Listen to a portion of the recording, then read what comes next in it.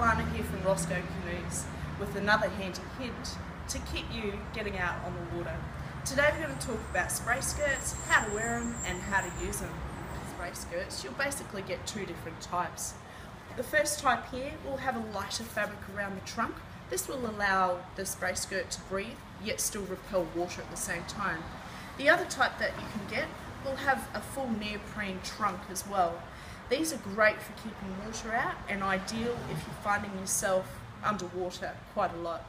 Ideal for those big sea kayak journeys or the whitewater paddlers. Choosing the right spray skirt for you, there's a few things to consider. The first is the size of the trunk. In this skirt here, you'll find it's one size fits all and it's adjustable. When you're choosing a full neoprene skirt, you'll find you'll have different trunk sizes. Be sure to get one that is firm to your body and doesn't let water come in. The next area you have is the cockpit area. This will differ with the size of the cockpit on your kayak and is meant to fit very snug. Thirdly, most importantly, you've got the grab loop. It is of utmost importance that this grab loop is kept outside the skirt when fitting onto your kayak, and we'll go through that. Somebody put their spray skirt on. I like to see it done over the head and off the feet.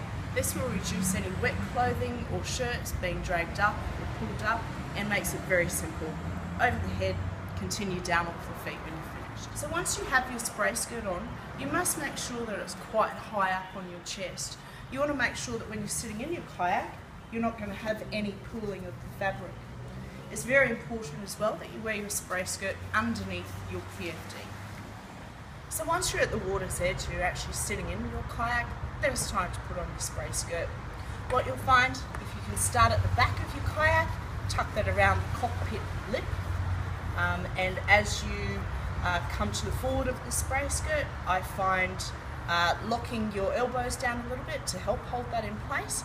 As I mentioned earlier, it is priority that this grab loop is kept out. I find a flick of the wrist will make sure that that stays up and on top. From here, it's a bit of a further extension to get that spray skirt over and in underneath the cockpit lip, and then just follow your fingers around the cockpit rim and make sure that you're securely in the imperative that you make sure you are familiar with being able to take your spray skirt off. And we would recommend that you try this out on land to make sure that you have it down pat, and then of course try it in a controlled environment with somebody else in the water with you. It's important that when you remove your skirt, you don't just pull up. You'll notice the cockpit rim will stop that from happening. What you need to do is to be very comfortable in pulling your spray skirt forward and then up, which will then remove it. Okay, so, and it's a good idea to continue to practice that a few times until you have it down pat and you're very comfortable with that.